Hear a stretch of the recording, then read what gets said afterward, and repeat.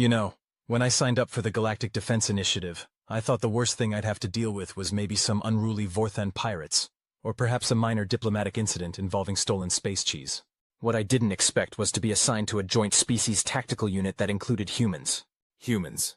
Let me paint you a picture here.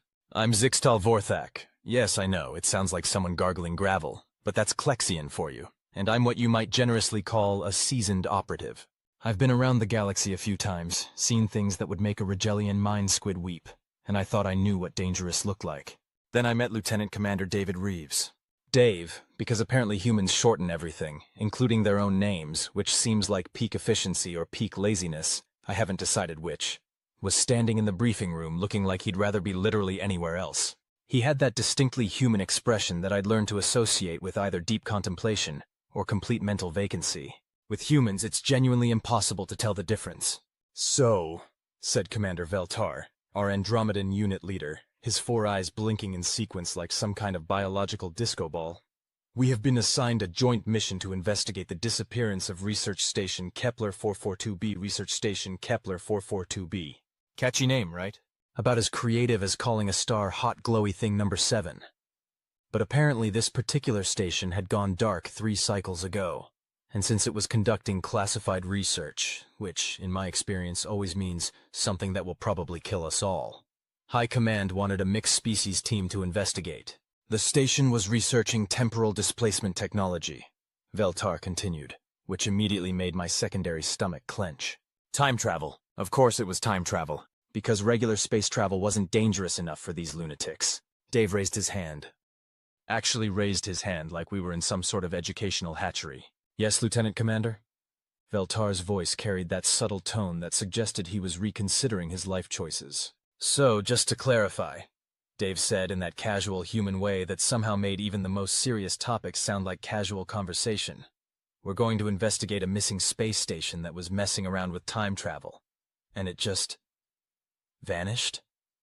That is correct. And we don't know if it vanished into the past, the future, or just exploded. Also correct. Cool. Just wanted to make sure we were all on the same page about how spectacularly this could go wrong.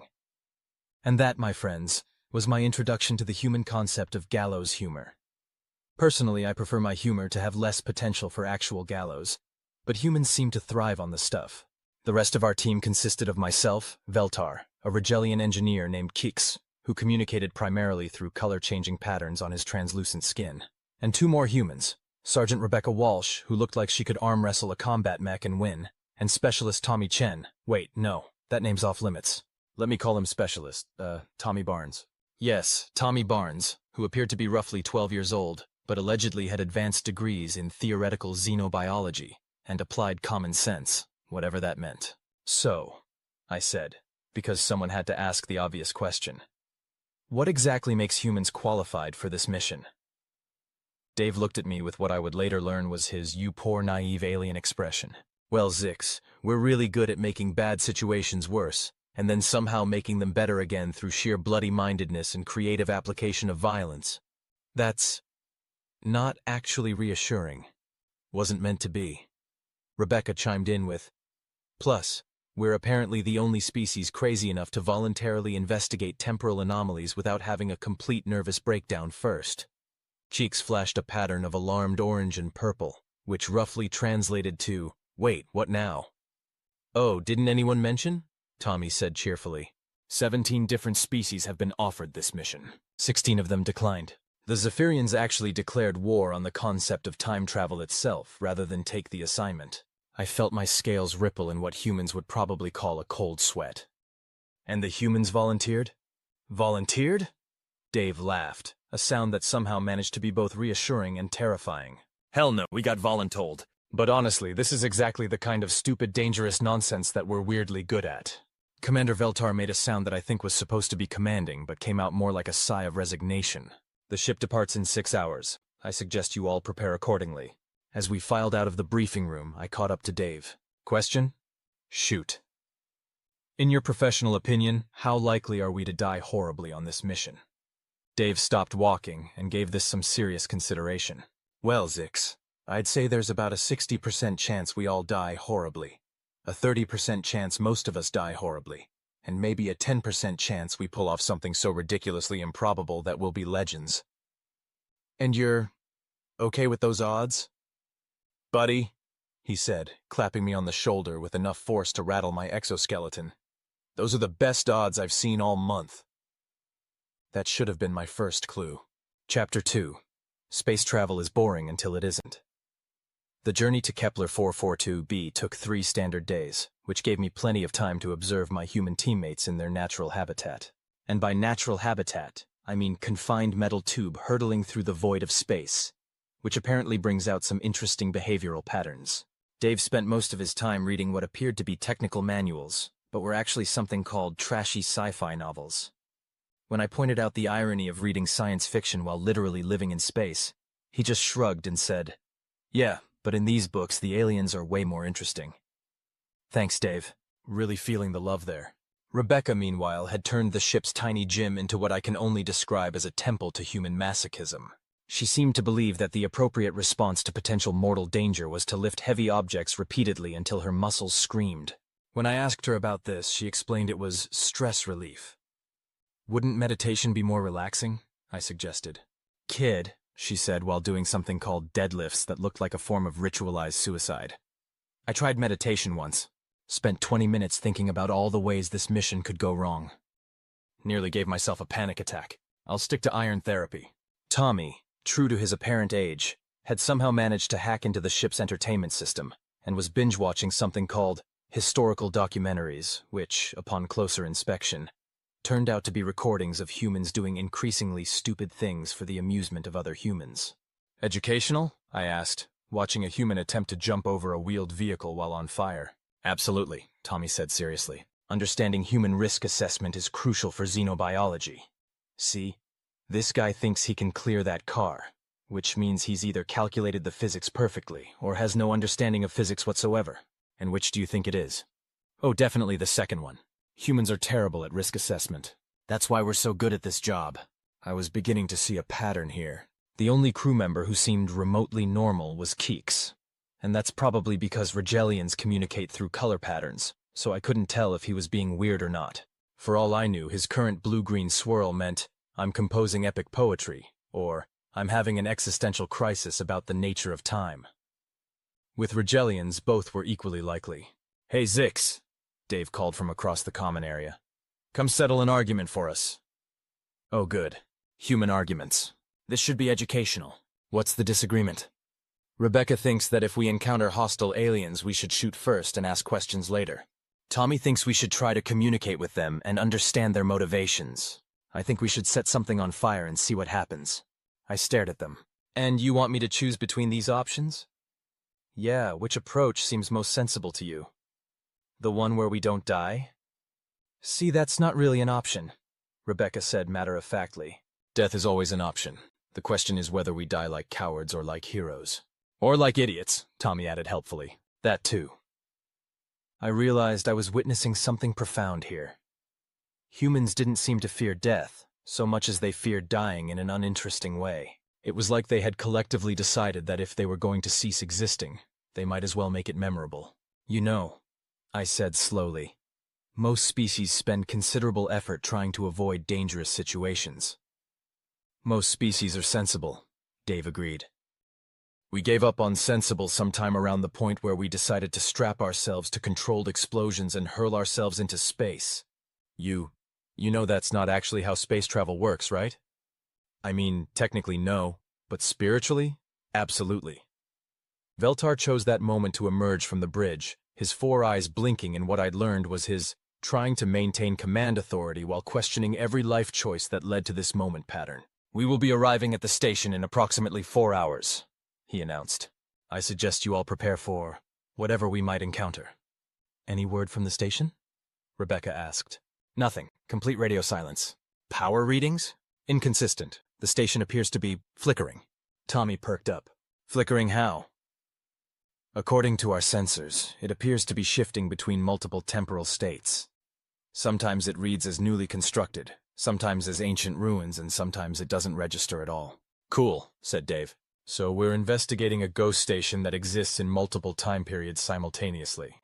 Anyone else getting excited about this? Chicks flashed what I was pretty sure was the Rigelian equivalent of "Are you insane?" which, roughly translated, was a rapid strobe of angry red and confused yellow.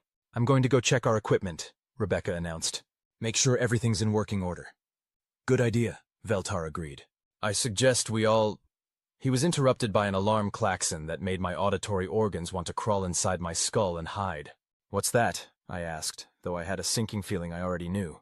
Dave was already moving toward the bridge, that casual human urgency that somehow managed to be both relaxed and terrifyingly efficient. "That, my scaly friend, is the sound of our mission getting significantly more interesting." "I hate it when you say interesting," I called after him. "Yeah, well, buckle up, because I have a feeling we're just getting started." That was my second clue. Chapter 3, in which everything goes wrong faster than expected. The bridge of our ship looked like someone had taken a perfectly functional control room and then asked a committee of engineers from 6 different species to improve it. The result was a chaotic blend of holographic displays, physical switches, mental interface nodes, and what appeared to be at least one system that operated via interpretive dance.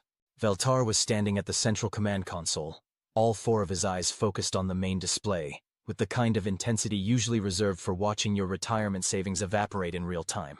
"Report," Dave said, sliding into what I assumed was his station with the fluid ease of someone who'd done this 1,000 times before. "The station is... well, see for yourself." The main screen flickered to life, showing us what should have been Research Station Kepler 442b. Instead, we were looking at what appeared to be 3 different versions of the station, occupying the same space at the same time. One version looked pristine and new, one looked ancient and battle-scarred, and the third looked like it had been through a blender operated by someone with a serious grudge against architecture. "Well," Tommy said with the kind of cheerfulness that made me want to check him for head injuries, "that's not supposed to happen." "No kidding," Rebecca muttered, running diagnostics on the weapons systems because apparently her solution to temporal anomalies was to shoot them. "Any idea what's causing the temporal displacement?" "Best guess?" Dave was studying the readings with the focused attention of someone trying to solve a puzzle that might kill them all. Whatever they were working on in there either worked way too well or failed in exactly the worst possible way. "Could be both," I suggested, because pessimism is a survival trait where I come from. Maybe it worked exactly as intended, and the intended result was catastrophic failure. Chicks pulsed a pattern that roughly translated to, "Why would anyone intentionally create a temporal disaster?" Which was a fair question, honestly. "Because humans," Dave said with the weary tone of someone who'd clearly had this conversation before. "We have a long and proud tradition of creating technologies that are simultaneously amazing breakthroughs and existential threats. It's kind of our thing. That's actually terrifying." "Yeah, well, welcome to the human experience. Everything's terrifying, but we do it anyway because the alternative is being bored." The ship's proximity alarms started going off, which added a delightful layer of chaos to our already problematic situation. "What now?" Veltar demanded, his voice carrying the kind of exhaustion that suggested he was seriously reconsidering his career choices. "Something's emerging from the station," Rebecca reported, her fingers dancing over the tactical controls with practiced efficiency. "Multiple somethings, actually." The screen shifted to show us what appeared to be ships launching from the station. Except they weren't exactly ships, and they weren't exactly launching. They were more like temporal echoes of ships, flickering in and out of existence, sometimes solid, sometimes translucent, occasionally appearing to be made of what looked suspiciously like crystallized time. "Please tell me those aren't hostile," I said, knowing full well that in my experience, mysterious temporal anomalies were always hostile. It was like a law of the universe or something. "Define hostile," Dave said, which was absolutely not the reassuring response I was hoping for. "Anything that wants to kill us, eat us, or experiment on us in creative and unpleasant ways." "Well, good news and bad news." "Bad news is, they're definitely heading this way. Good news is, I don't think they want to eat us." "What makes you say that?" "Because they're opening fire." The ship shuddered as the first volley of whatever those things were shooting at us impacted our shields. The lights flickered in that ominous way that meant either minor power fluctuation or we're all about to die in the cold vacuum of space. "Evasive maneuvers," Veltar commanded, which was good thinking except for the minor detail that we were facing enemies that existed in multiple temporal states simultaneously. Kind of hard to dodge something when you're not sure which, when it's attacking from. "Working on it," Rebecca called back, throwing the ship into a series of maneuvers that made my inner ear file a formal complaint with my brain. But these things aren't exactly following normal physics. Since when has anything in our job followed normal physics? Dave asked, which was a disturbingly valid point. Tommy was hunched over his console, fingers flying over holographic interfaces with the kind of manic energy that suggested either genius-level problem-solving or a complete mental breakdown. I'm reading massive temporal distortions around those ships.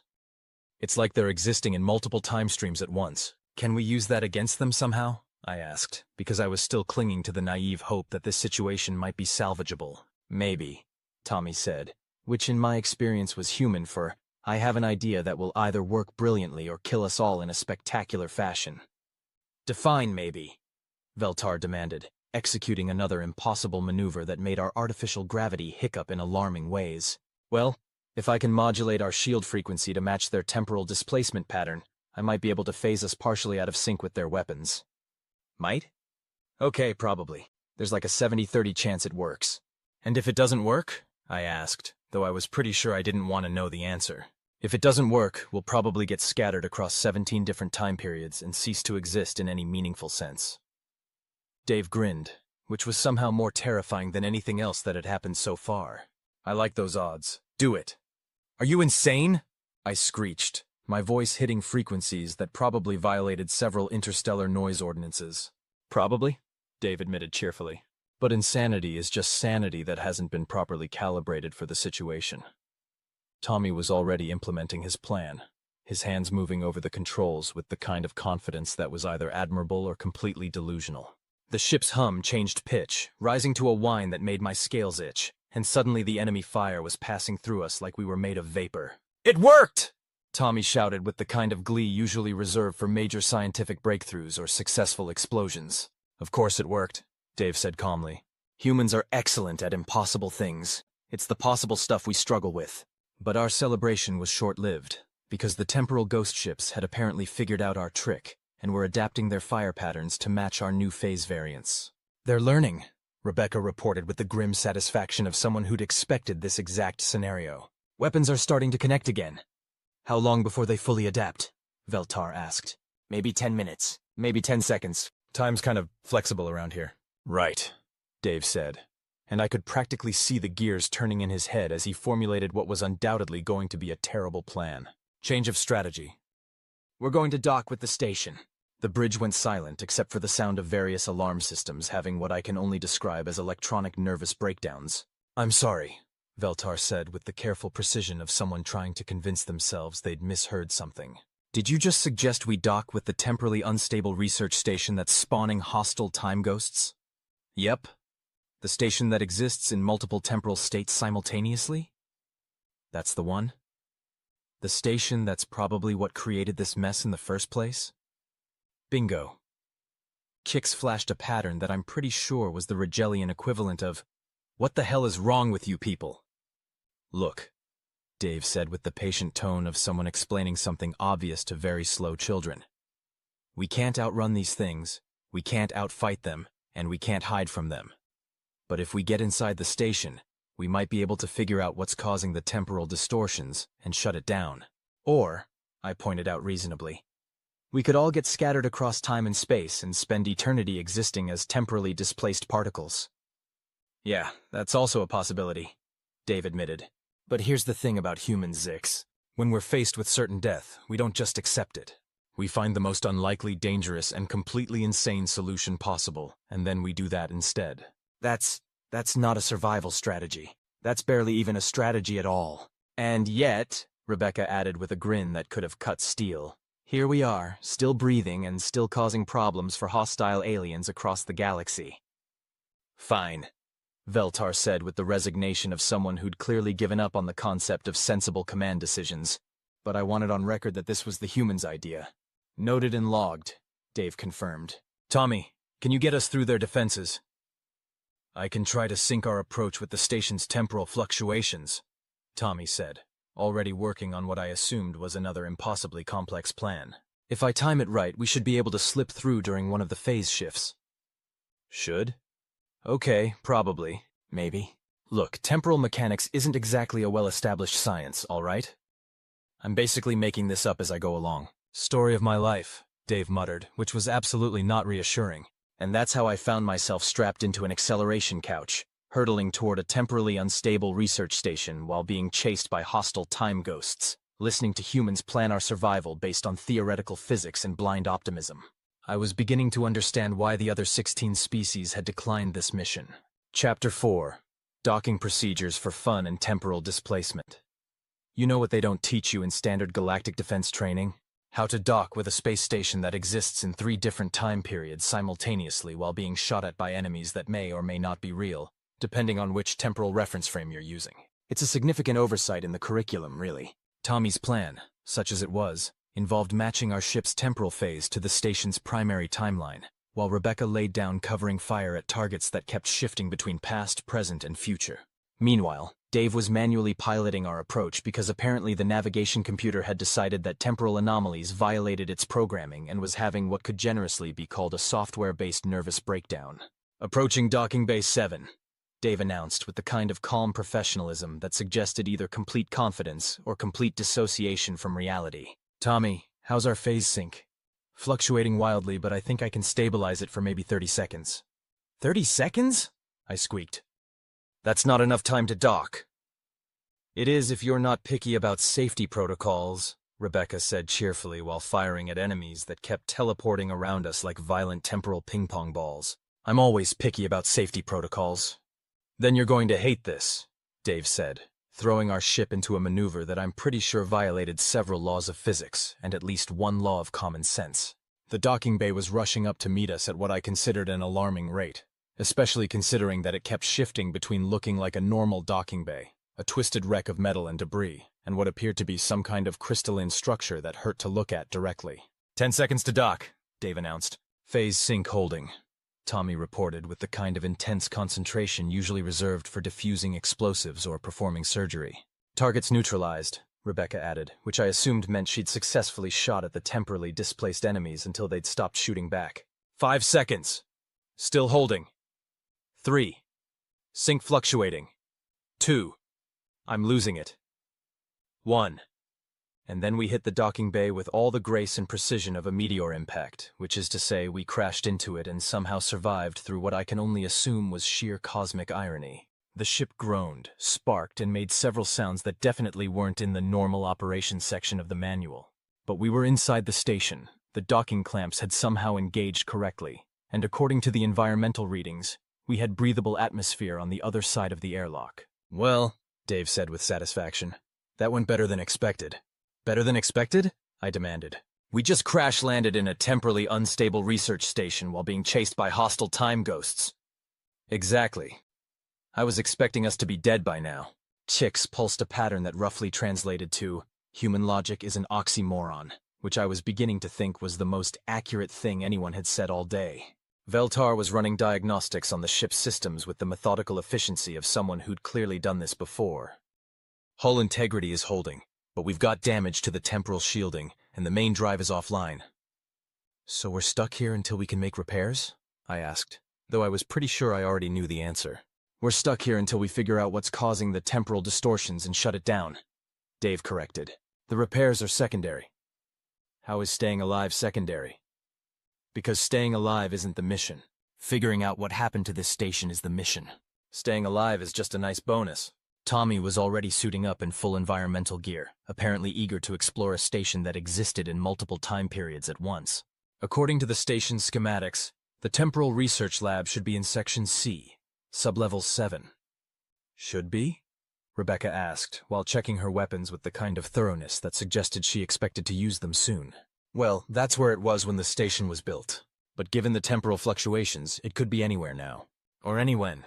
Anywhen isn't a word, I protested weakly. It is now, Dave said, with the cheerful confidence of someone who'd apparently decided to just roll with whatever linguistic chaos the universe threw at him. Grab your gear, Zix'tal, we're going exploring.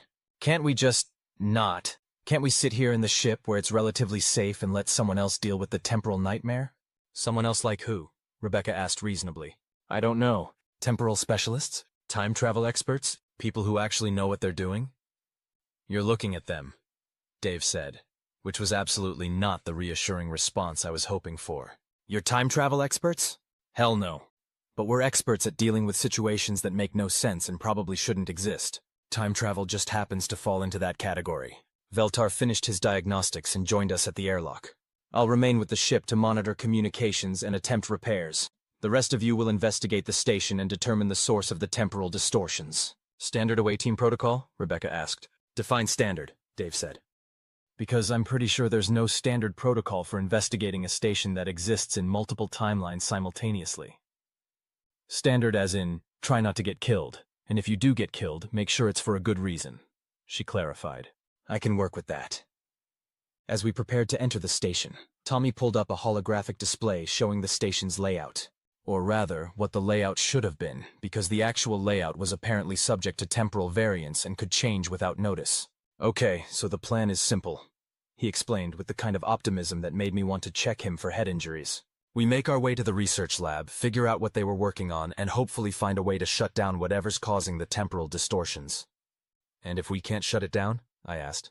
Then we improvise, Dave said, which was becoming a disturbingly common theme in their problem-solving approach. I hate improvisation. Yeah, well, buckle up, because humans are basically improvisation incarnate.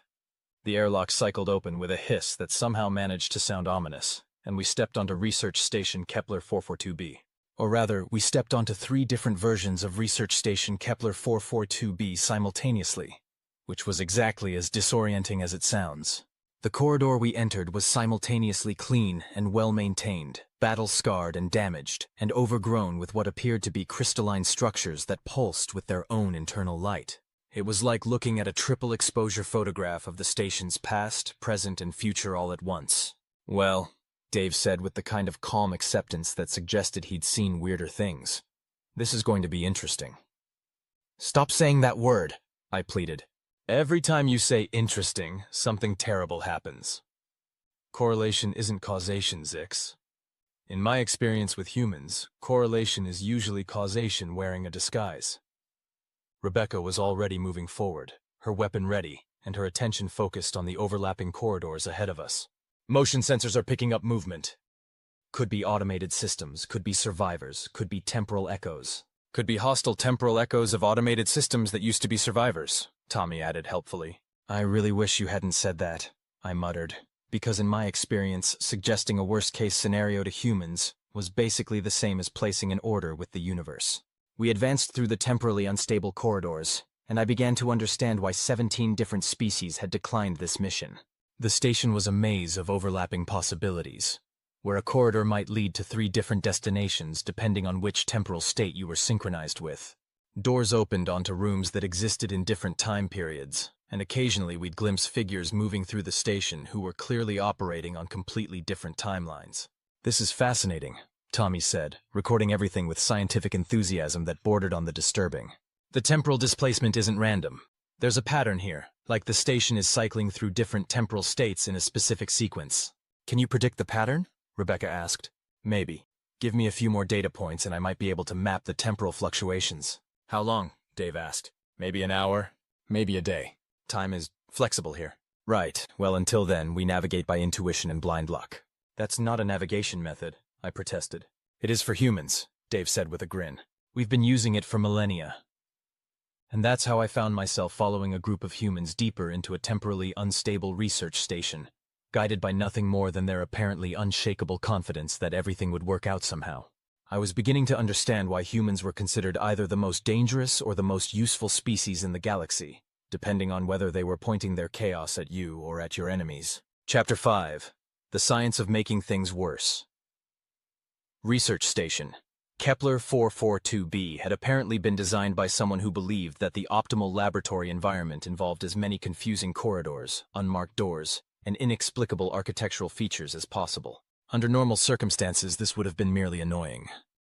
Under current circumstances, where the station existed in 3 different temporal states simultaneously, it was like navigating a maze designed by someone having a fever dream about geometry. According to the original blueprints, Tommy said, consulting his tablet while trying to correlate it with the reality around us.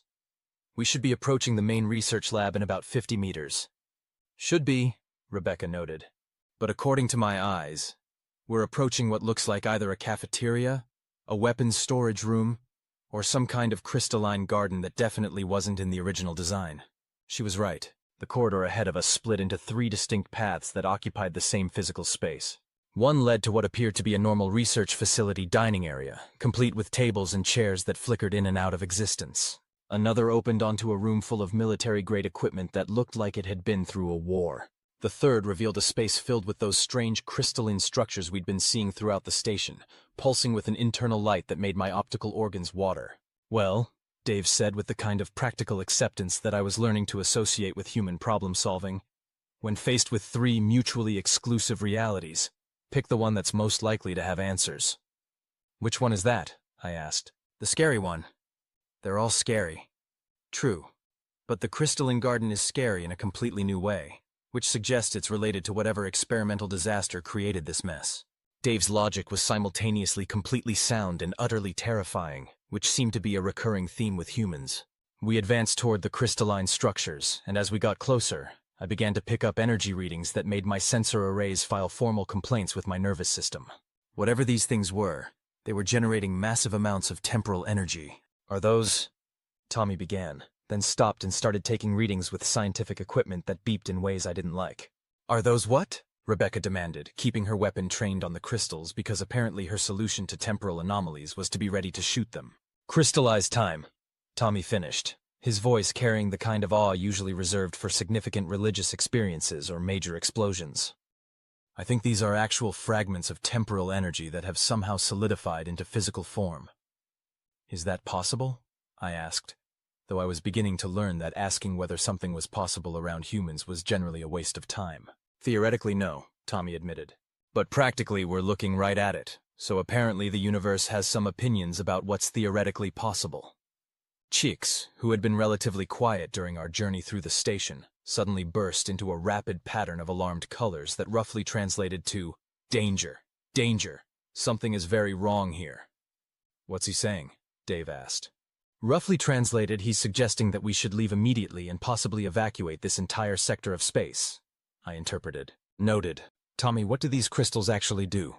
Tommy was running every scan he could think of, his equipment painting him in the glow of various holographic displays. Near as I can tell, they're storing temporal energy and releasing it in controlled bursts. It's like they're batteries for time itself. Can we shut them down? I have no idea. This technology is so far beyond anything I've ever seen that I'm basically just making educated guesses based on fundamental physics and hope. Good enough, Dave said, which was absolutely not good enough by any reasonable standard. That's when we heard the voices. They were coming from deeper in the crystalline garden. Human voices speaking in overlapping conversations that seemed to be happening at different times.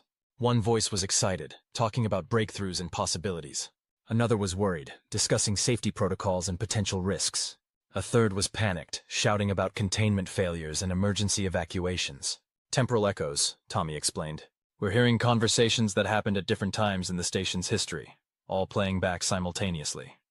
Can we interact with them? Rebecca asked, which was exactly the kind of question that made me nervous. Probably not. They're just recordings, essentially. But they might give us clues about what happened here. We moved deeper into the crystalline garden, following the voices through a maze of temporal energy formations that grew larger and more complex as we progressed. The conversations became clearer, and I began to piece together a timeline of events that was both fascinating and deeply disturbing. Day 47 of the Temporal Displacement Project, one voice was saying, excited and optimistic. We've achieved stable microdisplacements of up to 30 seconds. The potential applications are limitless. Day 63, another voice more cautious. We're seeing some unexpected resonance effects. The temporal field is interacting with the station's power grid in ways we didn't anticipate. Day 71, a third voice, definitely worried now. The temporal crystals are growing beyond our ability to contain them. They're not just storing temporal energy, they're creating it. Day 75, the panicked voice from before. Full containment breach in progress. The crystals have achieved critical resonance. We're initiating emergency evacuation procedures. And that, Dave said grimly, is where the recording cuts off. So they created a temporal energy storage system. It got out of control, and now the entire station is stuck in a temporal loop? I summarized, hoping I was wrong.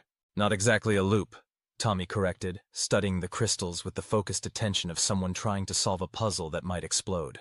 More like temporal fragmentation. The station is experiencing multiple timelines simultaneously, all anchored by these crystallized temporal energy formations. Can we fix it? Maybe. The crystals seem to be the focal point of the temporal distortions. If we can disrupt their resonance pattern, we might be able to collapse the multiple timelines back into a single, stable reality. And if we can't, then this station will continue to exist in multiple temporal states indefinitely, spawning those hostile time echoes and gradually expanding the affected area until it encompasses, well, probably this entire star system. Fantastic, I muttered. And how exactly do we disrupt the resonance pattern? Tommy grinned with the kind of enthusiasm that made me want to find a very deep hole to hide in. We overload the crystals and cause a controlled temporal collapse. Define controlled. Well, controlled in the sense that we'll do it on purpose. That's not what controlled means. It isn't human, Dave said helpfully. Human-controlled means we meant to do it, even if we're not sure what the outcome will be. Rebecca was examining the largest crystal formation, a towering structure that pulsed with enough temporal energy to probably power a small city. So what's the plan? We just walk up to the temporal doomsday device and hit it with a hammer. Actually, Tommy said, and I could practically see the dangerous idea forming in his head. That's not far off. If we can create a feedback loop in the temporal field, the crystals should overload and discharge their stored energy all at once. And that won't, say, tear a hole in space-time? I asked hopefully. Oh, it might, Tommy admitted cheerfully. But it's more likely to just reset the station to its original timeline. More likely? Like 60-40 odds in our favor.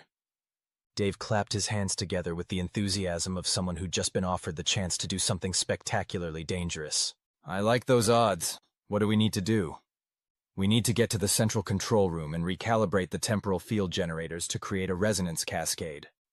The control room should be... Tommy consulted his tablet and the overlapping architectural impossibilities around us.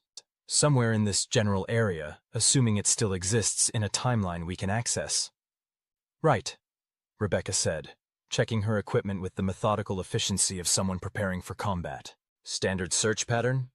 Nothing about this situation is standard. Veltar's voice crackled through our comms from the ship. But I suppose standard search patterns are as good as anything else at this point. We spread out through the crystalline garden, looking for anything that might be a control room while trying not to touch the temporal crystals that could apparently scatter us across multiple time periods if we weren't careful. It was like playing the galaxy's most dangerous game of hide-and-seek. Found something, Dave called from near the largest crystal formation. Looks like a control console, but it's flickering between different temporal states. We converged on his position to find what appeared to be a sophisticated control system that kept shifting between 3 different configurations. Sometimes it looked like standard research equipment, sometimes like advanced temporal manipulation technology, and sometimes like something that belonged in a museum of ancient artifacts. Can you interface with it? I asked Tommy. I can try. But given that it exists in multiple timelines simultaneously, there's no guarantee that any changes I make will affect the right version of the console. Best guess?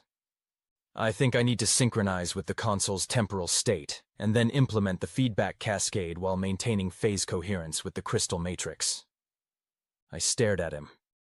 I understood maybe 3 words of that sentence. Translation, Dave provided helpfully. He's going to fiddle with the temporal doomsday device, and hope it doesn't kill us all. That's actually a pretty accurate summary, Tommy admitted. He began working on the console, his hands moving over controls that kept shifting under his fingers as the system cycled through different temporal states. It was like watching someone try to perform surgery on a patient who kept turning into different people. How's it going? Rebecca asked, keeping watch for any hostile temporal echoes that might object to our attempt to fix their reality. Good news and bad news, Tommy reported, sweat beading on his forehead as he worked.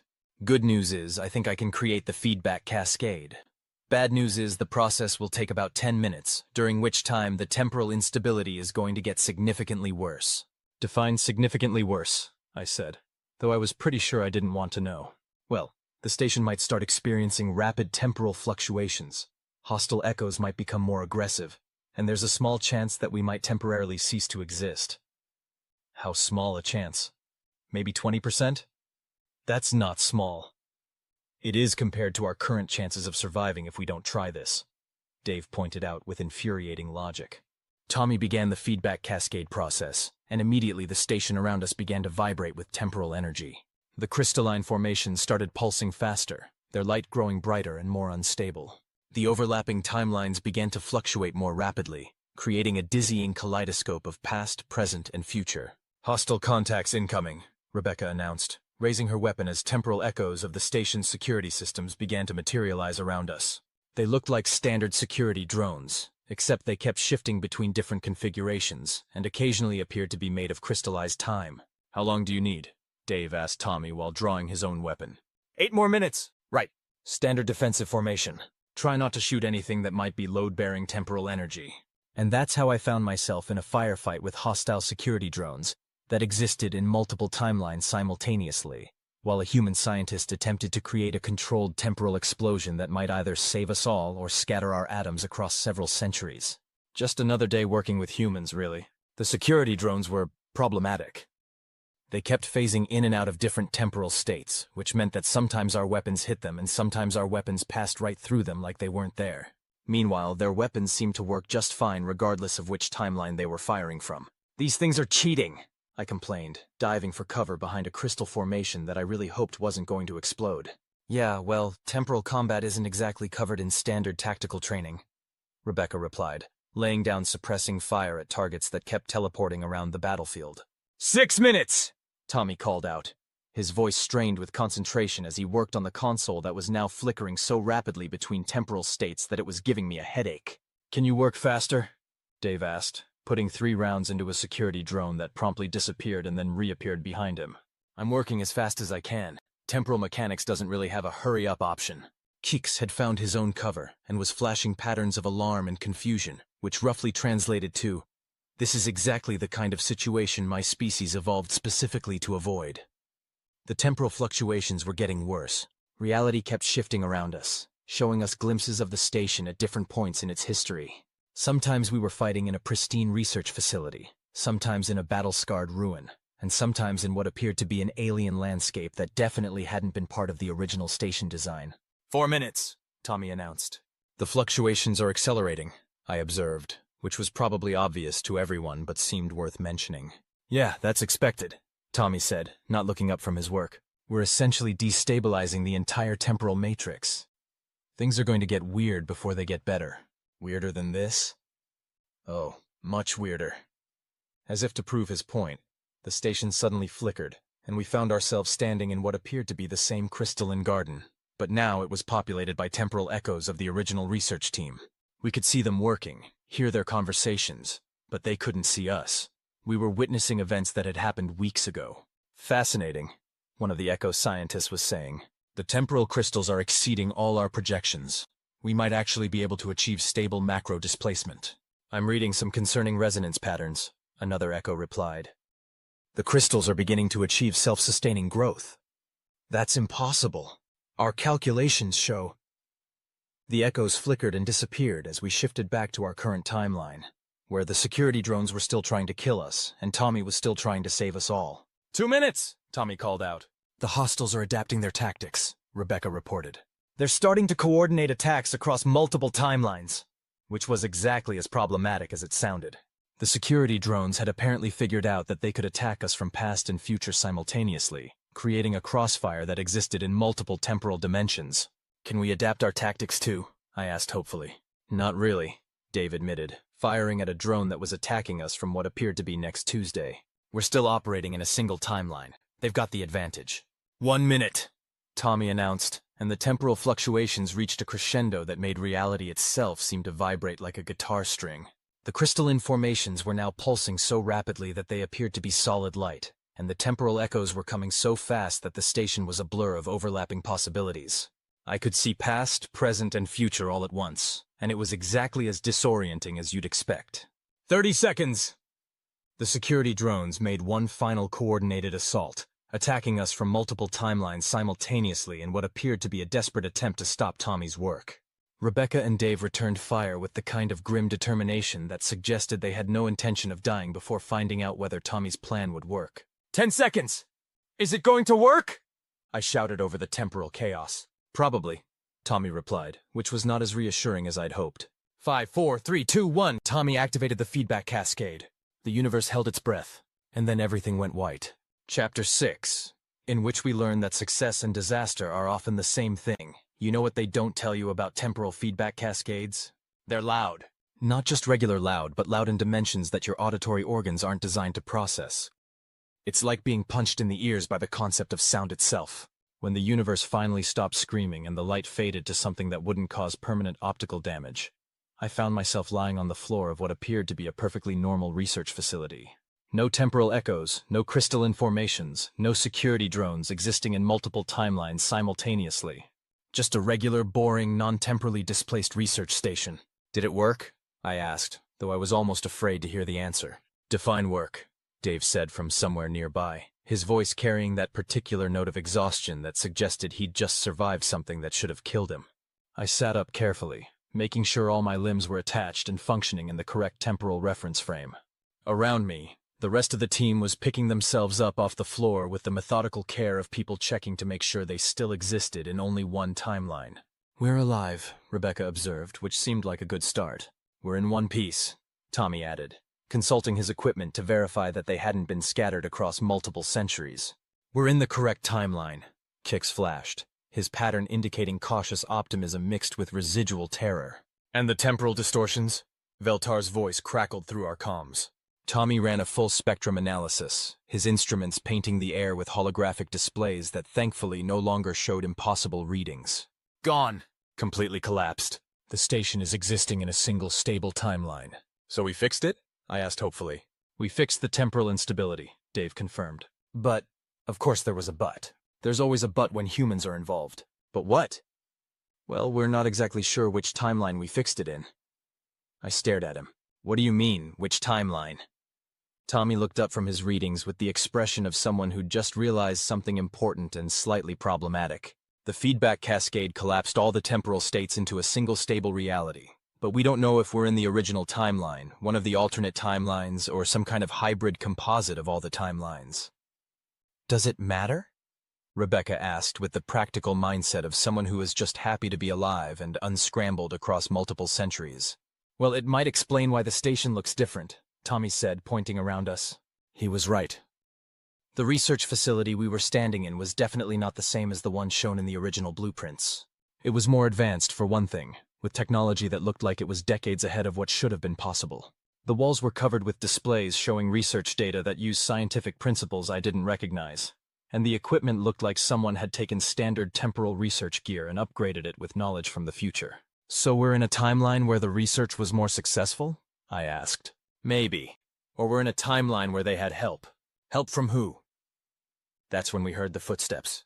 They were coming from deeper in the facility, measured and deliberate.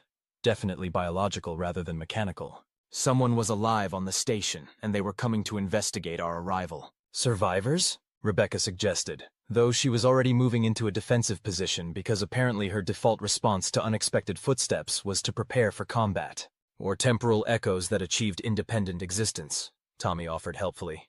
"Or hostile aliens who took over the station after the temporal disaster," Dave added, because humans apparently like to consider all the worst-case scenarios. "Or," said a new voice from the corridor entrance, "the original research team, who managed to survive the temporal crisis and have been working to stabilize the situation ever since." We turned to see a human woman in a research uniform approaching us with the confident stride of someone who belonged here. She looked to be in her 40s, with the kind of practical appearance that suggested she was more interested in functional efficiency than aesthetic considerations. "Dr. Elena Vasquez," she introduced herself. "Chief of Temporal Research, or at least I was before everything went sideways. You must be the rescue team." "Rescue team?" Dave repeated. "We're an investigative unit. We came to find out what happened to the station." "Same thing, really," Dr. Vasquez said with the weary humor of someone who'd been dealing with impossible situations for far too long. "What happened to the station is that we accidentally created a temporal disaster that threatened to expand beyond our ability to contain it. The fact that you're here suggests that we managed to send a distress signal before the temporal barriers collapsed." "We didn't receive any distress signal," Tommy said, looking confused. "We came because the station went dark and stopped responding to communications." Dr. Vasquez frowned. "That's odd.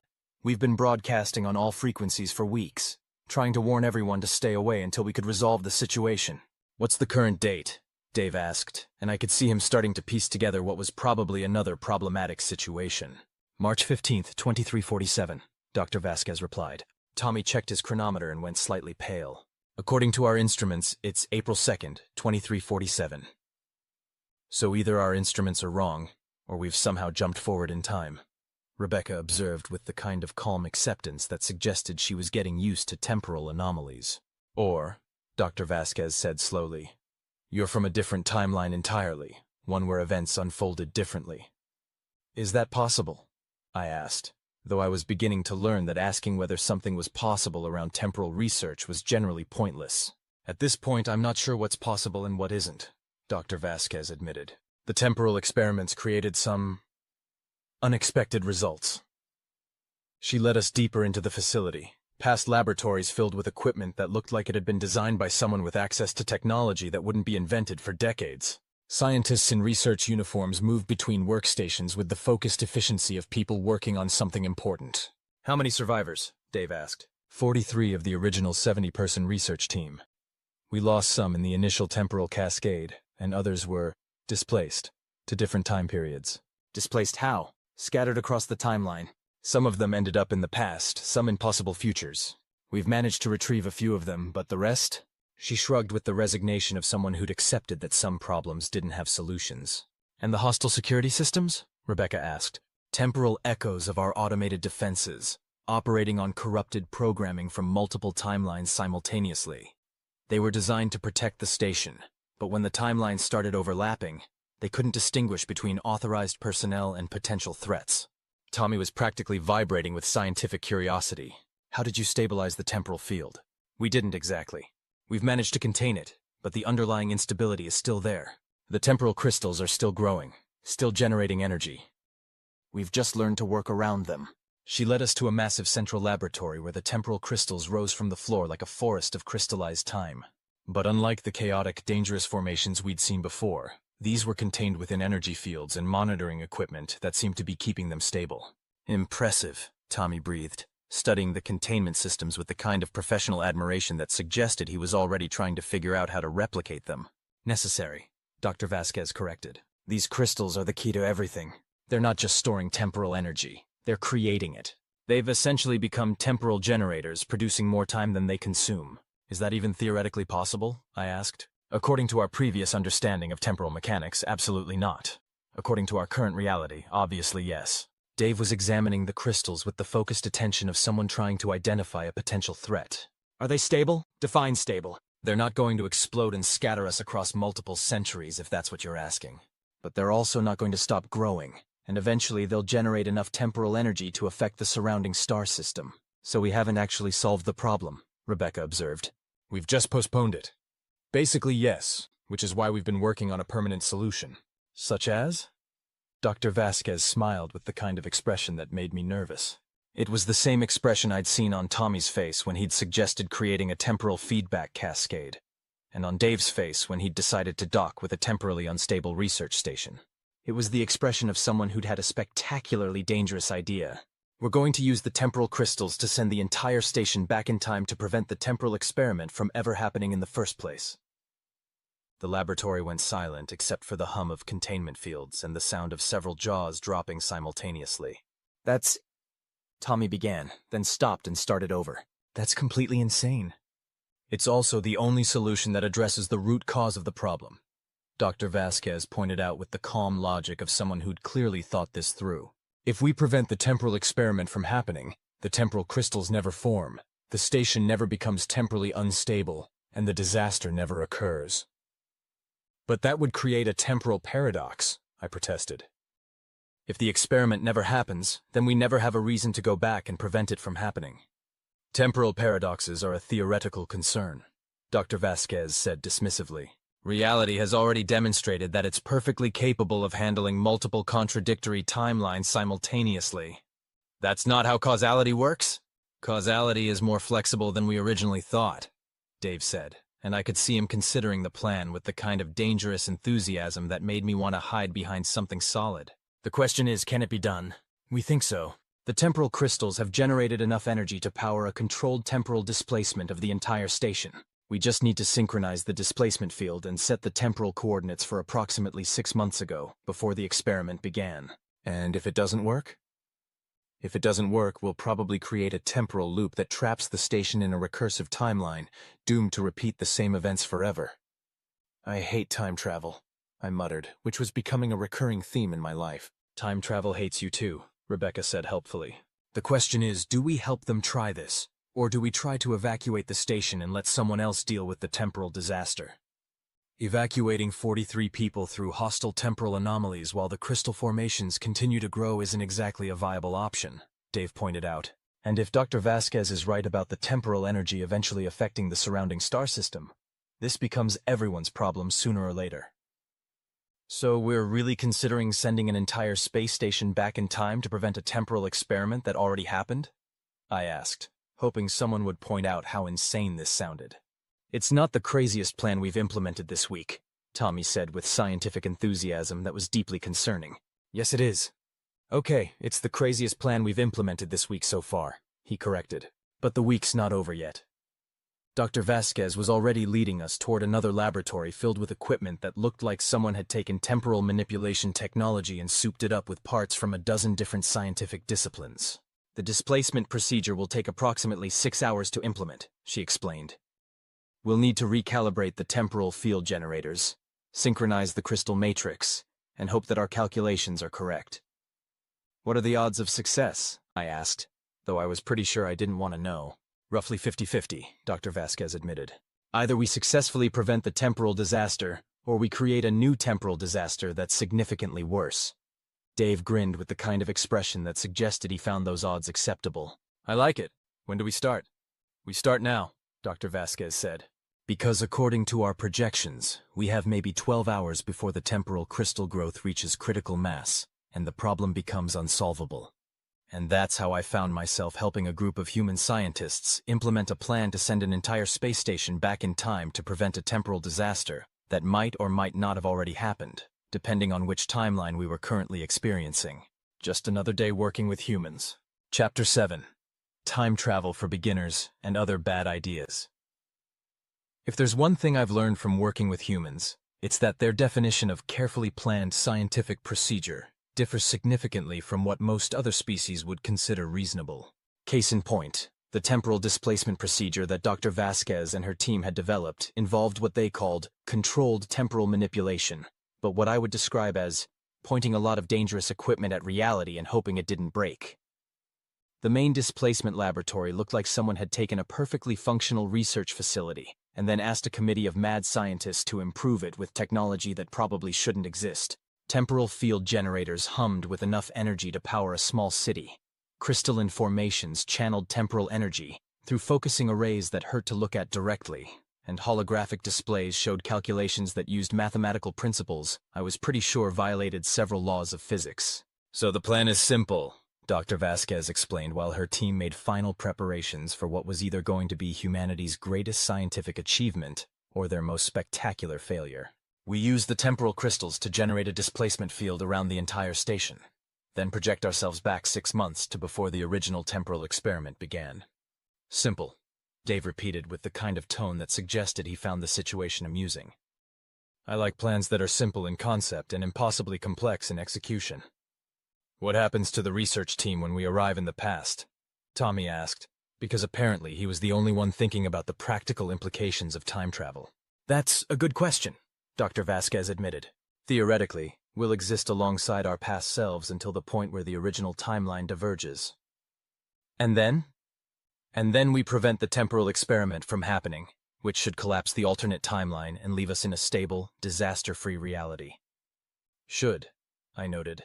That's not the same as will. No, but it's the best we can do with the current understanding of temporal mechanics. Rebecca was examining the temporal displacement equipment with the practiced eye of someone who'd learned to identify potential disaster scenarios. What's the power source for this operation? The temporal crystals themselves. We're essentially using the energy generated by the temporal disaster to power the solution to the temporal disaster. That seems recursive. Temporal mechanics is inherently recursive, Dr. Vasquez said with the casual confidence of someone who'd apparently made peace with the fact that she was working with technology that violated common sense. We're dealing with closed temporal loops, paradoxical causality, and self-sustaining energy systems. Recursive solutions are pretty much all we have. Chicks flashed a pattern that roughly translated to, "I'm beginning to understand why my species never developed time travel technology," which seemed like a perfectly reasonable response. "How long will the displacement take?" Dave asked. The actual temporal transition should be instantaneous, but the preparation phase will take about 4 hours to ensure we arrive at the correct temporal coordinates. And if we arrive at the wrong temporal coordinates? Well, if we overshoot, we might end up in the past before the station was built, which would be problematic. If we undershoot, we might not prevent the temporal experiment, which defeats the purpose. And if the displacement fails entirely? If the displacement fails, we'll probably be scattered across multiple time periods and cease to exist in any meaningful sense. I really hate time travel, I muttered for what felt like the 1,000th time. Most sensible species do, Dr. Vasquez agreed. Humans are unusual in that we find temporal paradoxes more interesting than terrifying. Tommy was studying the displacement calculations with the focused attention of someone trying to understand principles that shouldn't exist. These equations. They're using mathematical concepts that I don't recognize. We had to develop new mathematical frameworks to describe the temporal phenomena we've been observing, Dr. Vasquez explained.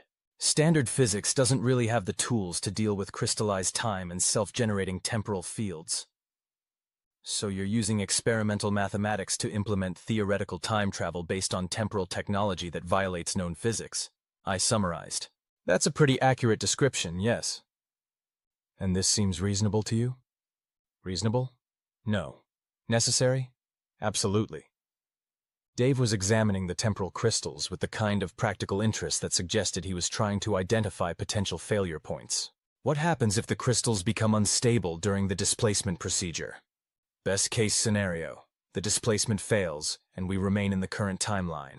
Worst case scenario, we create a temporal explosion that scatters the station across multiple centuries and possibly tears a hole in space-time. And the odds of worst case scenario? Maybe 20%? I can work with those odds, Dave said, which was absolutely not a reassuring response. The preparation phase involved a lot of scientific procedures that looked impressive, but which I suspected were essentially educated guesswork applied to technology that shouldn't exist. Dr. Vasquez's team moved between workstations with the kind of focused efficiency that suggested they either knew exactly what they were doing, or had gotten very good at pretending they knew what they were doing. Temporal field generators are online, reported one of the scientists. Crystal matrix is synchronized and stable, called another. Displacement coordinates are locked in, added a third. And the paradox buffers? Dr. Vasquez asked. Paradox buffers? I repeated. What are paradox buffers? Theoretical constructs designed to prevent temporal paradoxes from causing reality to collapse, Tommy explained with the casual tone of someone discussing routine maintenance procedures. Basically, if we create a logical contradiction by changing the past, the buffers should contain the paradox and prevent it from destroying the universe. Should? Well, we've never actually tested them on a paradox of this magnitude, but the math seems sound. The math based on the experimental mathematical frameworks you developed to describe impossible temporal phenomena? That's the math, yes. Rebecca was monitoring the tactical situation with the kind of professional paranoia that suggested she expected something to go wrong at any moment. Are we expecting any opposition to this plan? Opposition from who? Dr. Vasquez asked. I don't know. Temporal enforcement agencies? Time police? Angry future people who don't want us messing with the timeline? As far as we know, there are no temporal enforcement agencies. And if there are angry future people, they haven't shown up yet. Yet, Dave noted. The day's not over. 2 hours into the preparation phase, things started going wrong in exactly the way I'd expected but hoped to avoid. The temporal crystals began fluctuating outside their normal parameters. The displacement field generators started making sounds that definitely weren't in the normal operations section of any manual. And several of the holographic displays began showing readings that made no mathematical sense. What's happening? I asked, though I was pretty sure I didn't want to know. The temporal displacement procedure is destabilizing the crystal matrix, Dr. Vasquez reported with the calm professionalism of someone who'd clearly dealt with worse crises. The crystals are responding to the displacement field by generating additional temporal energy. Is that bad? It's not good. If the energy generation continues to accelerate, we might achieve critical temporal saturation before we can complete the displacement procedure. And critical temporal saturation means? Probably a temporal explosion that affects everything within a radius of several light years. Several light years? I squeaked. That would include inhabited star systems. Which is why we need to complete the displacement procedure before that happens, Dave said with the kind of grim determination that suggested he'd already accepted that this was going to be dangerous, and was just planning to do it anyway. How much time do we have? Maybe 2 hours? Maybe 20 minutes? Time is becoming increasingly flexible around here. Tommy was frantically recalibrating the displacement coordinates, while Dr. Vasquez's team worked to stabilize the crystal matrix. The laboratory had become a controlled chaos of scientists implementing emergency procedures for a situation that probably shouldn't exist. Can we accelerate the displacement procedure? Rebecca asked. We can try, but rushing temporal displacement calculations is a really good way to end up scattered across multiple centuries, Dr. Vasquez warned. And if we don't rush the calculations, we might end up causing a temporal disaster that affects multiple star systems. So our choices are definitely scattered across time or possibly cause galactic disaster? I summarized. Welcome to experimental temporal mechanics, Tommy said cheerfully, where all the choices are bad, but some are worse than others. The temporal crystals were now pulsing with enough energy to make the station's artificial gravity hiccup, and the displacement field generators were operating at power levels that probably exceeded their design specifications by orders of magnitude. Field generators at 130% capacity, one of the scientists reported. Crystal matrix is approaching critical resonance, called another. Displacement coordinates are locked and verified, added a third. Paradox buffers are, well, they're doing something, Tommy reported. I'm not entirely sure what, but the readings suggest they're functioning within acceptable parameters. Define acceptable, I said nervously. They're not actively making things worse. Dr. Vasquez made final adjustments to the displacement procedure, with the kind of focused intensity that suggested she was very aware that everyone's continued existence depended on her getting this right. Initiating temporal displacement in 60 seconds, she announced. Any last words? Dave asked with the dark humor that humans seem to find comforting in life-threatening situations. If this works, we'll prevent the temporal disaster and save multiple star systems from potential catastrophe, Dr. Vasquez said. If it doesn't work, we'll probably create a temporal paradox that destroys causality itself. No pressure, Rebecca muttered. 30 seconds.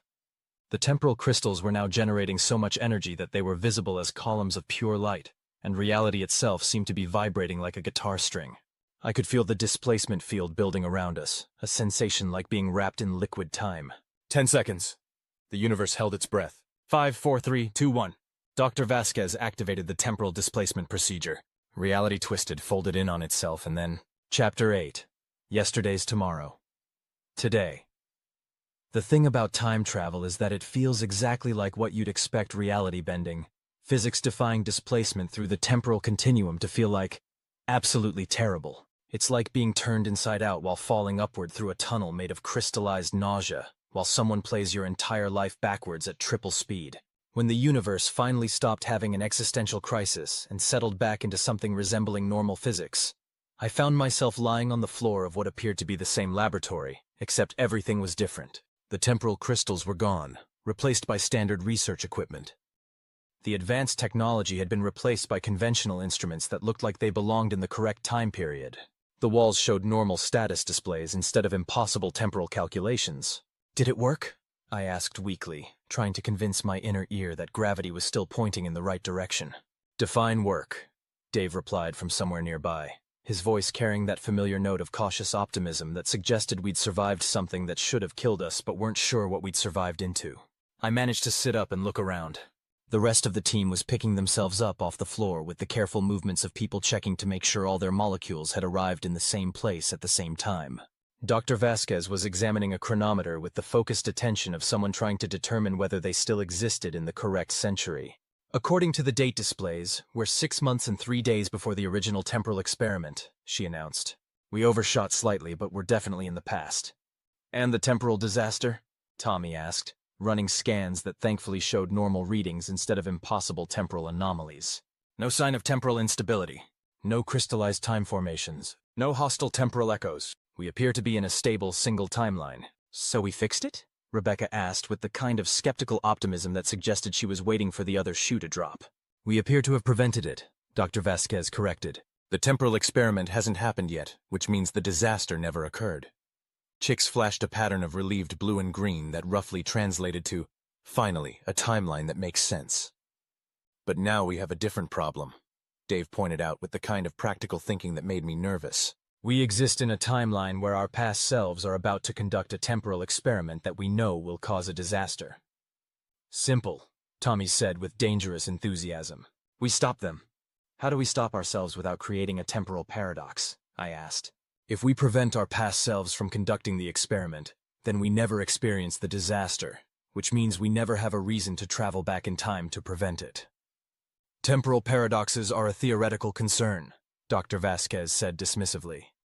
We've already demonstrated that reality can handle contradictory timelines. That's not how causality works. Causality is more flexible than most people think, Dave said, which was becoming a disturbingly common theme with humans and temporal mechanics. Besides, Rebecca added, preventing a disaster that kills people is more important than maintaining theoretical temporal consistency.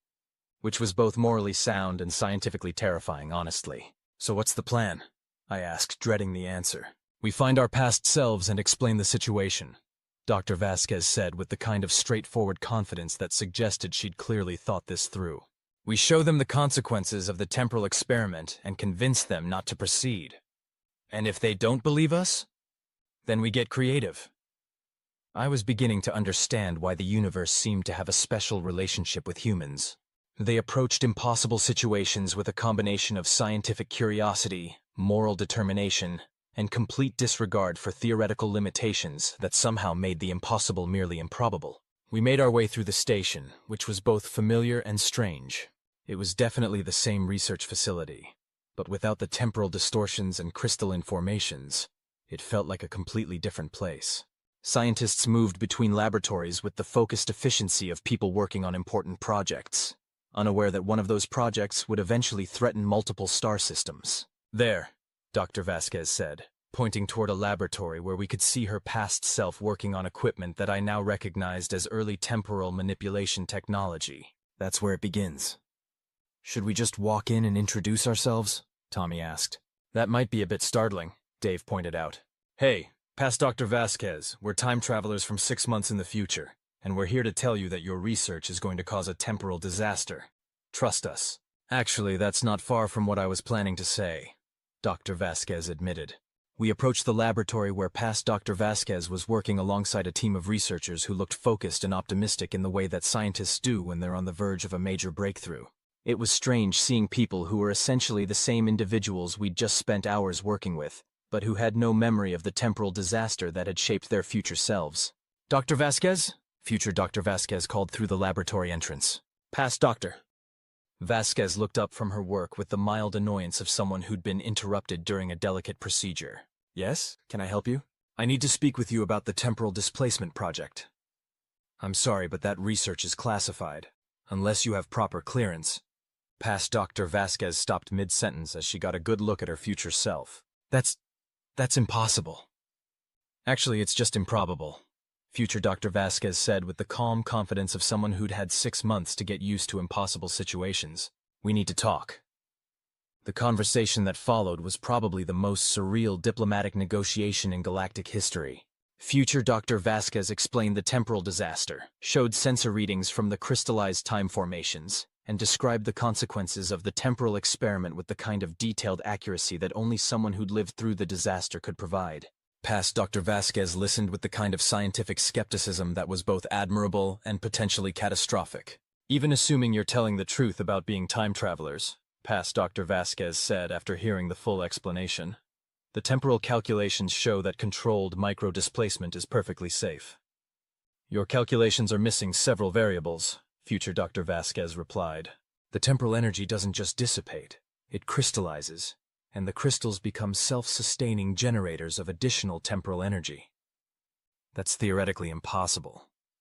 So is time travel, but here we are.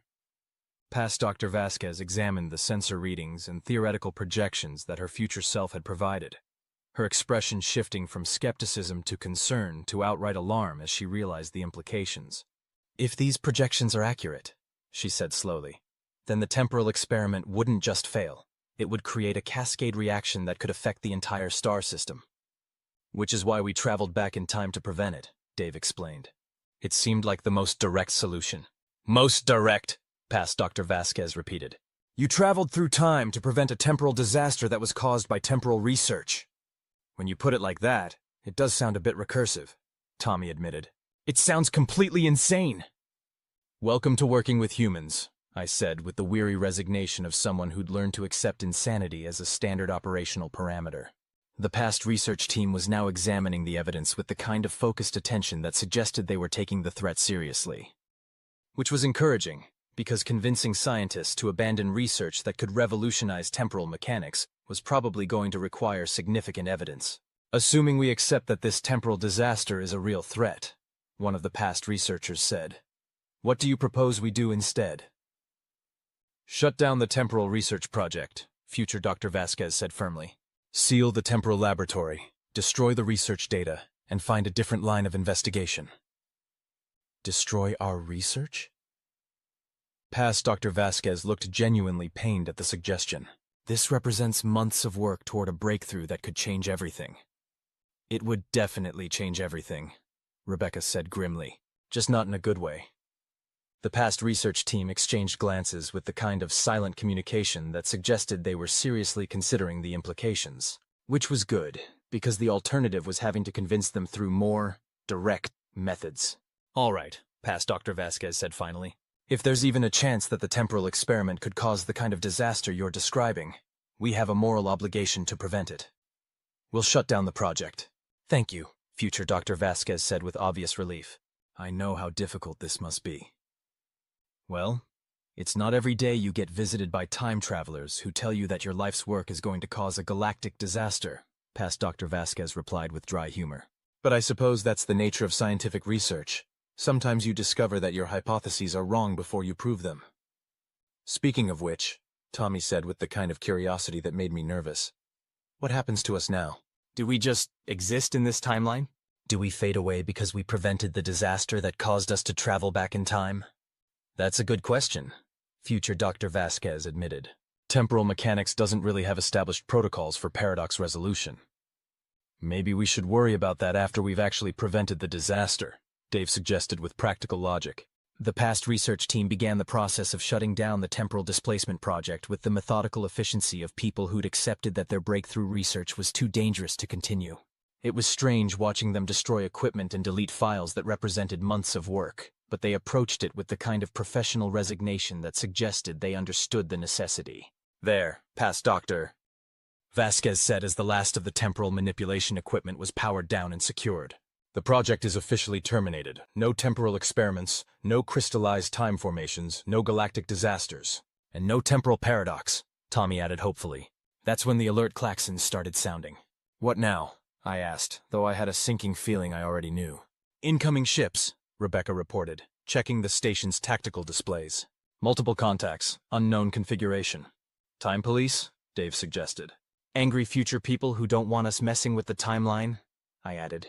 Or, said a new voice from the laboratory entrance, representatives of the Temporal Regulatory Commission, here to investigate unauthorized chronological displacement. We turned to see figures in what appeared to be official uniforms that somehow looked both futuristic and timeless. They carried equipment that hummed with temporal energy and wore expressions that suggested they were not happy about having to be here. Temporal Regulatory Commission? Future Dr. Vasquez repeated. I thought there were no temporal enforcement agencies. There weren't, the lead figure replied. But there are now. Time travel has consequences, Dr. Vasquez. When you displaced your entire station through time, you created temporal ripples that affected multiple timelines. So there are time police, Dave said with the tone of someone whose day had just gotten significantly more complicated. We prefer temporal stability coordinators, the lead figure corrected. And you've created quite a mess. Rebecca was already moving into a defensive position, because apparently her solution to temporal enforcement agencies was the same as her solution to everything else. Be ready to shoot it. Are we under arrest? She asked. Temporal displacement without proper authorization is a serious violation of chronological stability protocols, the temporal coordinator replied. However, given that you used temporal displacement to prevent a disaster that would have affected multiple star systems, the Commission is prepared to offer you a choice. What kind of choice? I asked nervously. You can return to your original timeline and accept responsibility for the temporal displacement. Or you can remain in this timeline and accept assignment as temporal stability coordinators yourselves. Temporal stability coordinators? Tommy repeated. You mean time cops? We prefer time cops, Dave said firmly. You're offering to make us time cops. The position comes with significant responsibilities and occasional temporal displacement, the coordinator explained. But it also provides the opportunity to prevent temporal disasters and maintain chronological stability across multiple timelines. So we can either go back to our own time and face consequences for unauthorized time travel, or we can stay here and become time police.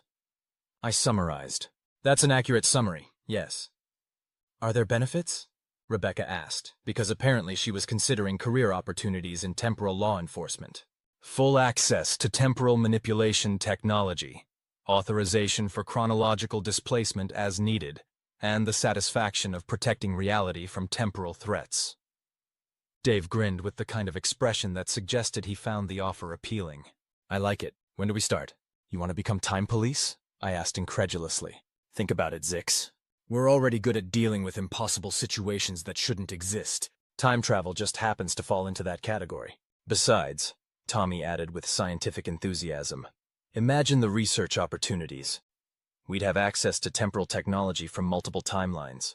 And someone has to make sure that other people don't accidentally create temporal disasters, future Dr. Vasquez pointed out. Who better than people who've actually lived through one?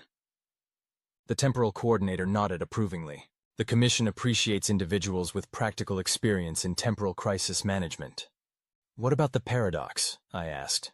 If we stay in this timeline, what happens to the original disaster timeline? The timeline where the temporal disaster occurred continues to exist, the coordinator explained. But it's now isolated and contained. The disaster won't spread beyond that specific chronological reference frame. So everyone in that timeline is still trapped in the temporal crisis? They are. But they're also working on their own solutions, and the Commission will provide assistance as needed.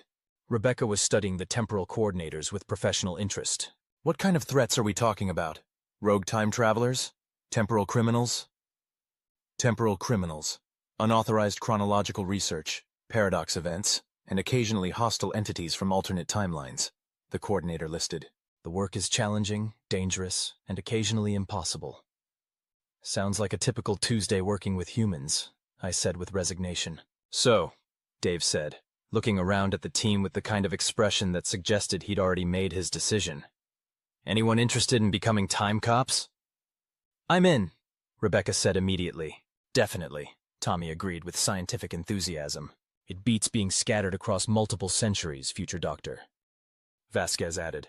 Chicks flashed a pattern that roughly translated to, I suppose someone has to keep you humans from destroying causality. Everyone looked at me expectantly. Fine, I said with the weary acceptance of someone who'd learned that arguing with human logic was generally pointless. But I wanted on record that this was not my idea. Noted and logged, the temporal coordinator said with what might have been amusement. Welcome to the Temporal Regulatory Commission. And that's how I became a time cop, working alongside a group of humans whose approach to temporal law enforcement was probably going to give me stress-related scale shedding for the rest of my career. But as we prepared for our first official assignment, investigating reports of unauthorized temporal experimentation in the Vega system, I had to admit that working with humans had taught me something important about fear and courage. Fear wasn't about avoiding danger. Fear was about understanding the risks and choosing to face them anyway. Because sometimes the alternative was letting other people suffer consequences you could prevent. Humans didn't lack fear. They just refused to let fear make their decisions for them. And maybe, just maybe, that was exactly the kind of attitude that temporal law enforcement needed. After all, someone had to make sure that reality kept working properly. Might as well be us. Epilogue. 1 year later. Or earlier, depending on your temporal reference frame. You know what they don't tell you about being a time cop? The paperwork is exactly as terrible as you'd expect, but it exists in multiple temporal dimensions simultaneously, which somehow makes it even worse. I was sitting in the Temporal Regulatory Commission's headquarters, a space station that existed in a carefully maintained temporal bubble outside normal space-time, filing a report about our latest mission. We'd successfully prevented a group of amateur temporal researchers from accidentally turning the Rigel system into a temporal loop. Though successfully was a relative term given that Tommy had somehow managed to create a minor time paradox that resulted in there being 2 Tuesdays last week. The Commission had decided to just roll with it, which seemed to be their standard approach to temporal anomalies that weren't actively threatening reality. Hey Zix! Dave called from across the office. "We've got a new assignment." I looked up from my report, which was technically due yesterday but wouldn't be submitted until next week due to temporal filing protocols, to see Dave reviewing a mission briefing with the kind of expression that suggested it was going to be interesting. "Please tell me it's something simple," I said hopefully, "like a standard temporal dispute or maybe some unauthorized chronological tourism." "Define simple," Rebecca said, which was never a good sign. "Anything that doesn't involve hostile time travelers, paradox events, or the potential destruction of causality." "Well, it doesn't involve the destruction of causality," Tommy said with the kind of carefully qualified optimism that made me nervous. "But it does involve hostile time travelers and paradox events?" "Among other things, yes." I sighed and saved my report to the temporal filing system, which would automatically distribute it to the appropriate time periods for review. "What's the situation?" "Someone's been stealing historical events," Dave explained with the casual tone of someone who'd gotten used to impossible situations. "The Battle of Thermopylae, the signing of the Magna Carta, the first moon landing, they're all disappearing from the timeline." "How do you steal a historical event?" "Apparently, you use advanced temporal manipulation technology to extract the event from its original timeline and relocate it to a pocket dimension for private collection." "Someone is collecting historical events?" "Like vintage wine, but with more potential for temporal disaster," Rebecca added helpfully. Chicks flashed a pattern that roughly translated to, "Why are all our cases completely insane?" Which was a fair question, honestly. "So we're going to track down the temporal thief and recover the stolen historical events?" I asked. "That's the plan," Dave confirmed. "Should be straightforward." "Nothing involving time travel is ever straightforward." "No, but that's what makes it interesting." I grabbed my equipment: temporal stabilizer, paradox detector, emergency chronometer, and a phase-shifted communicator that worked across multiple timelines, and followed the team to the temporal displacement chamber. After a year of time cop work, I'd gotten used to the routine of jumping between time periods to solve crimes that shouldn't exist. "Temporal coordinates locked in," the displacement technician announced. "You'll be arriving in ancient Greece, approximately 24 hours before the Battle of Thermopylae was scheduled to occur." "Was scheduled?" Tommy asked. "Past tense is complicated when dealing with stolen historical events," the technician explained. "The battle should have happened, but now it hasn't, which means it might, depending on whether you can restore it to the correct timeline." "I hate temporal grammar," I muttered. "Everyone hates temporal grammar," Dave said cheerfully. "But someone has to enforce temporal law, and it might as well be us." The displacement field activated. Reality twisted around us in ways that were becoming disturbingly familiar, and we found ourselves standing on a hillside overlooking what should have been one of history's most famous battlefields. Instead, we were looking at an empty plain where confused Greek soldiers were standing around wondering where their epic battle had gone. "Well," Rebecca said, surveying the historically significant absence of historical significance, "this is definitely a new kind of crime scene. But look on the bright side," Dave added with the kind of optimism that had kept us alive through a dozen impossible missions. "At least we know we're in the right place." "How do you figure?" "Because this is exactly the kind of situation that only makes sense when humans are involved." And as we began investigating the theft of one of history's most famous battles, I realized he was right. We'd started as an investigation team looking into a missing space station, become time travelers trying to prevent a temporal disaster, and ended up as temporal law enforcement officers protecting reality from people who thought stealing historical events was a reasonable hobby. It was completely insane. It was absolutely impossible. And somehow, working alongside humans who approach the impossible with scientific curiosity, moral determination, and a complete disregard for theoretical limitations, it all made perfect sense. Fear, I'd learned, wasn't about avoiding danger. Fear was about understanding the risks and choosing to face them anyway. Because sometimes the alternative was letting reality collapse while you stood by and watched. And if that meant spending my career chasing temporal criminals through history while filing paperwork that existed in multiple dimensions simultaneously, well, someone had to do it. Might as well be us. After all, we were really good at making bad situations better through sheer bloody-mindedness and creative application of violence. It was what humans did best. And now apparently it was what I did too. The end.